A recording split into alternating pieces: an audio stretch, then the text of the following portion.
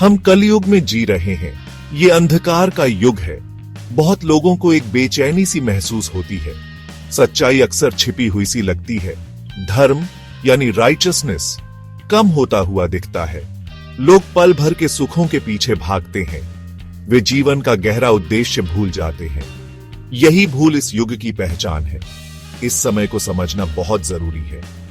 यह हमें अपनी लाइफ को नेविगेट करने में मदद करता है। दुनिया कॉन्फ्लिक्ट और कंफ्यूजन से भरी हुई है। यही कलयुग का स्वभाव है। अधर्म यानी अनराइचसनेस की पकड़ मजबूत होती जाती है। यह आपको अपने चारों ओर दिखता है। झूठ का अक्सर जश्न मनाया जाता है। इंटेग्रिटी से अक्सर समझौता किया जाता है। ग्रीड और सेल्फिशनेस आम हो जाते हैं। लोगों को जल्दी गुस्सा आ जाता है। पेशेंस एक दुर्लभ गुण है। रिलेशनशिप्स ट्रांजैक्शनल बन जाते हैं। मटेरियल गेन की चाह स्पिरिचुअल सीकिंग पर भारी पड़ती है। ये एनवायरनमेंट बहुत सफरिंग पैदा करता है। ये इंसानी जज्बे का इम्तिहान है। ये आपकी इनर स्टेबिलिटी को चैलेंज करता है। पुराने धर्म ग्रंथ 4 युगों की बात करते हैं। ये समय के कॉस्मिक चक्र हैं। ये हैं सत्य युग, त्रेता युग, द्वापर युग और कलयुग। हर युग की अपनी अलग पहचान होती है। हर युग की अवधि अलग होती है। धर्म यानी राइचसनेस का स्तर हर युग में अलग अलग होता है। इन चक्रों को समझने से हमें एक पर्सपेक्टिव मिलता है। यह हमें बड़ी कॉस्मिक लीला को देखने में मदद करता है। यह हमें दिखाता है कि हम समय के बहाव में कहां खड़े हैं। ये ज्ञान निराश करने के लिए नहीं है। ये एम्पावर करने के लिए है। सत्य युग पहला युग है। इसे सत्य का युग कहा जाता है। सत्य युग में धर्म का राज होता है। लोग स्वाभाविक रूप से गुणी होते हैं। उनकी लाइफ स्पैन्स बहुत लंबी होती है। उनके मन प्योर और ट्रैंक्विल होते हैं। स्पिरिचुअल अंडरस्टैंडिंग उनमें स्वाभाविक रूप से होती है। बड़े बड़े रिचुअल्स की कोई जरूरत नहीं होती। डिवाइन से कनेक्शन डायरेक्ट और एफर्टलेस होता है। ह्यूमैनिटी नेचर के साथ तालमेल में रहती है। ये पीस और एनलाइटनमेंट का युग है। सभी जीवों के लिए एक गोल्डन एज। फिर आता है त्रेता युग। इस युग में धर्म 1/4 कम हो जाता है। राइचसनेस अब भी मजबूत होती है, लेकिन एफर्ट की जरूरत पड़ती है। कलयुग वो युग है जिसमें हम अभी हैं। धर्म सिर्फ एक पैर पर खड़ा है। ये काफी घट गया है। इस युग की पहचान है झगड़ा, पाखंड और मटीरियलिज्म। लाइफ स्पैन्स कम होती हैं। फिजिकल और मेंटल बीमारियां आम हैं। लोग गलत जानकारी से आसानी से भटक जाते हैं। ट्रूथ को अक्सर तोड़ मरोड़ दिया जाता है या इग्नोर कर दिया जाता है। सेंसरी प्लेजर्स की चाह हावी हो जाती है। बहुत लोगों के लिए इनर पीस मुश्किल से मिलती है। यही कलयुग की चैलेंजिंग प्रकृति है। हमें इसका सामना अवेयरनेस के साथ करना होगा। ये बातें स्पिरिचुअल लाइफ को मुश्किल बनाती हैं। मन लगातार एजिटेटेड रहता है। सेंसेस हमेशा बाहरी स्टिम्युलेशन ढूंढती रहती हैं। एनवायरनमेंट कंपटीशन को बढ़ावा देता है, कंपैशन को नहीं। फॉल्स गुरुज और गुमराह करने वाले सिद्धांत बरते जाते हैं। सिंसियर सीकर्स कंफ्यूज हो सकते हैं। रास्ता मुश्किलों से भरा लगता है। बहुतों को निराशा महसूस होती है। वे सोचते हैं कि क्या ऐसे गिरे हुए युग में लिबरेशन मिल सकती है। धर्म ग्रंथ इन मुश्किलों को मानते हैं, लेकिन वे एक शक्तिशाली उपाय भी बताते हैं। एक सिंपल लेकिन प्रोफाउंड सॉल्यूशन। कलयुग में स्पिरिचुअल लिबरेशन का मुख्य तरीका है नाम संकीर्तन। इसका मतलब है भगवान के डिवाइन नामों का जाप करना। ये सबसे आसान और सबसे इफेक्टिव रास्ता है। पुराण कहते हैं कि कलयुग में भगवान का गुणगान ही सबसे बड़ा साधन है। भगवद गीता भक्ति योग पर जोर देती है। भगवान कृष्ण कहते हैं मन मना भव मद भक्तो। इसका मतलब है मेरा मनन करो, मेरे भक्त बनो। ये मार्ग सभी के लिए खुला है। डिवाइन ग्रेस कलयुग में भरपूर मिलती है। सेक्शन 5 सच्चे भक्त की पहचान। सच्ची श्रद्धा का भीतरी दृश्य। एक सच्चे डिवोटी की पहचान बाहरी अपीयरेंसेस से नहीं होती। ये उनके पहने हुए कपड़ों के बारे में नहीं है। ये उन रिचुअल्स के बारे में नहीं है जो वे पब्लिकली करते हैं। ये उन स्क्रिप्चर्स के बारे में नहीं है जिन्हें वे कोट कर सकते हैं। ये डिसेप्टिव हो सकते हैं। सच्ची डिवोशन एक इनर स्टेट है। ये दिल का एक गुण है। ये डिवाइन के साथ एक गहरा अटूट रिश्ता है।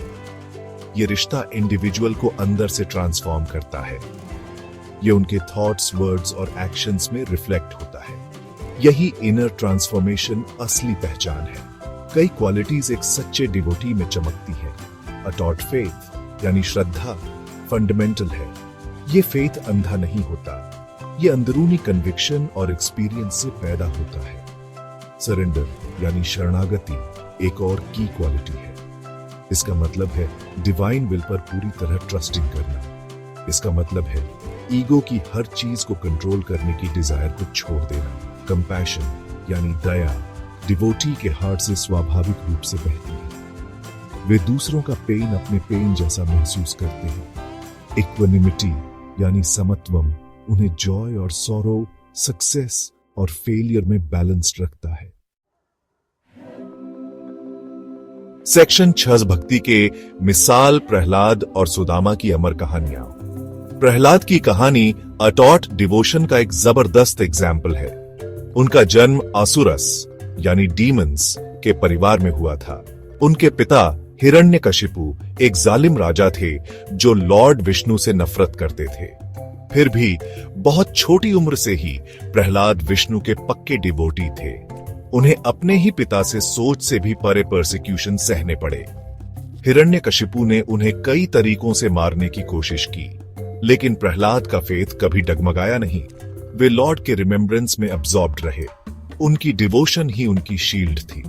प्रहलाद की कहानी हमें कांस्टेंट रिमेम्बरेंस की पावर के बारे में सिखाती है। एक्सट्रीम डेंजर और हॉस्टिलिटी के बीच भी उनका माइंड नारायण में लगा रहा। उन्होंने लॉर्ड को एवरीवेयर, हर चीज में देखा। इस प्रोफाउंड अंडरस्टैंडिंग ने उन्हें इमेंस करेज और पीस दी। उन्हें डेथ से डर नहीं लगा। उन्होंने अपने टॉर्मेंटर से हेट नहीं किया। उनकी एकमात्र कंसर्न डिवाइन के साथ उनका कनेक्शन थी। अल्टीमेटली लॉर्ड विष्णु अपने नरसिंह अवतार में प्रकट हुए। उन्होंने प्रहलाद को प्रोटेक्ट किया और हिरण्यकशिपु का वध किया। प्रहलाद फियरलेस, सब कुछ संभाल लेने वाली डिवोशन का उदाहरण है। फिर सुदामा की कहानी है। वे लॉर्ड कृष्णा के चाइल्डहुड फ्रेंड थे। सुदामा एक पूर्व ब्राह्मण थे जो ऑस्टेरिटी का जीवन जीते थे। सेक्शन 7 आज की दुनिया में भक्ति जीवन की भागदौड़ के बीच भक्ति। मॉडर्न लाइफ की पहचान है इसकी कभी ना रुकने वाली रफ्तार। हम लगातार भाग दौड़ कर रहे हैं। हमारे टाइम और अटेंशन पर अनगिनत डिमांड्स होती हैं। टेक्नोलॉजी जहां कन्वीनियंसेस देती है, वहीं कई डिस्ट्रैक्शंस भी लाती है। सोशल मीडिया हम पर इंफॉर्मेशन और स्टिमुलाई की बौछार करता है। इस भागम भाग में डिवोशन के लिए स्पेस निकालना चैलेंजिंग लग सकता है। बहुत लोग सोचते हैं कि स्पिरिचुअल प्रैक्टिस उन लोगों के लिए है जिन्होंने दुनिया रिनाउंस्ड कर दी है या जिनके पास एम्पल फ्री टाइम है। ये एक मिसकंसेप्शन है। डिवोशन हर किसी के लिए पॉसिबल है। रोजमर्रा की लाइफ में डिवोशन को इंटीग्रेट करने के प्रैक्टिकल तरीके हैं। आपको किसी केव में रिट्रीट करने की जरूरत नहीं है। आप किसी मैंट्रा या डिवाइन नेम के माइंडफुल चांटिंग से शुरू कर सकते हैं। हर दिन कुछ मिनट्स के लिए भी अपने एक्शंस को डिवाइन को डेडिकेट करें। अपनी ड्यूटीज को सिंसेरिटी और अवेयरनेस के साथ एक ऑफरिंग के रूप में करें। केओस के बीच स्टिलनेस के पल ढूंढें। मील्स से पहले एक शॉर्ट प्रेयर, स्लीप से पहले ग्रेटिट्यूड का एक मोमेंट। ये छोटे छोटे एक्ट्स डिवोशनल एटीट्यूड कल्टीवेट करते हैं। वे कनेक्शन को अलाइव रखते हैं। सोशल मीडिया खुद एक डबल एज्ड स्वॉर्ड हो सकता है। सेक्शन 8 एक प्रेरणादायक कहानी। विनम्र महिला और भगवान की अनदेखी कृपा। एक छोटे से गांव में एक बहुत पुअर एल्डरली औरत रहती थी। उनका कोई फैमिली नहीं था और उनके पास बहुत कम मटेरियल पोजेशंस थे। उनकी हट छोटी और सिंपल थी, फिर भी उनका हार्ट बहुत बड़ा था, जो लॉर्ड विष्णु में एक अनकही गहरी फेथ से भरा था। उन्हें कॉम्प्लेक्स स्क्रिप्चर्स का ज्ञान नहीं था। वे एलैबोरेट रिचुअल्स नहीं कर सकती थी, लेकिन उनकी डिवोशन प्योर और कांस्टेंट थी। हर मॉर्निंग वह एक सिंगल वाइल्ड फ्लावर जो उन्हें मिलता, हार्टफेल्ट प्रेयर के साथ लॉर्ड की एक छोटी घिसी हुई इमेज पर चढ़ाती थी जो उन्होंने रखी हुई थी। उनकी डेली लाइफ जीने के लिए एक स्ट्रगल थी। वह थोड़े से फूड के लिए मीनियल टास्क्स करती थी। ऑफ्टन वह हंग्री रह जाती थी, लेकिन उन्होंने कभी कंप्लेन नहीं किया। उन्होंने अपनी सिचुएशन को ग्रेस से एक्सेप्ट किया। उनके सिंपल एक्ट्स ऑफ रिमेम्बरेंस ही उनकी लाइफलाइन थे। वर्क करते समय वह मेंटली लॉर्ड का नेम चैंट करती थी। अगर उनके पास कुछ फूड होता तो उसका एक पोर्शन चींटियों या बर्ड्स को दे देती थी, उनमें डिवाइन को देखते हुए। सेक्शन 9, निष्कर्ष, भक्ति का स्थायी मार्ग और आपकी भीतरी पुकार। कोर मैसेज साफ है। सच्ची डिवोशन एक इंटरनल स्टेट है। यह हार्ट का एक क्वालिटी है। यह हर एक पर्सन के लिए एक्सेसिबल है, चाहे उनके सर्कमस्टांसेस कुछ भी हो। यह सिर्फ कॉम्प्लेक्स रिचुअल्स या इंटेलेक्चुअल अंडरस्टैंडिंग के बारे में नहीं है। यह डिवाइन के साथ एक सिंसियर, लविंग कनेक्शन के बारे में है। इस कनेक्शन को कोई भी कल्टीवेट कर सकता है जो सच में इसकी डिजायर रखता हो। परम सत्य का अनुभव करने का यह सबसे डायरेक्ट पाथ है। यही वो प्रॉमिस है जो हमसे किया गया है। कली युगा के डार्कनेस और कंफ्यूजन के बीच डिवोशन का पाथ या भक्ति योगा चमकता रहता है। इसे इस एज के लिए सबसे सूटेबल और इफेक्टिव स्पिरिचुअल प्रैक्टिस माना जाता है। इसकी सिंप्लिसिटी ही इसकी स्ट्रेंथ है। इसके लिए आपको अपनी लाइफ या अपनी रिस्पॉन्सिबिलिटीज को रिनाउंस करने की जरूरत नहीं है। यह आपसे अपने इनर लैंडस्केप को ट्रांसफॉर्म करने के लिए कहता है, अपने हार्ट को लव, फेथ और सरेंडर से भरने के लिए। यह पैथ आपको लाइफ के स्टॉर्म से नेविगेट कर सकता है। यह आपको प्रोफाउंड पीस और फुलफिलमेंट तक ले जा सकता है। तो कॉल टू एक्शन अंदरूनी है।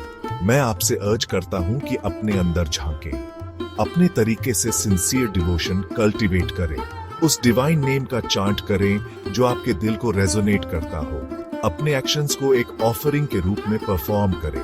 इंटेग्रिटी, कंपैशन और ट्रूथफुलनेस का जीवन जिएं।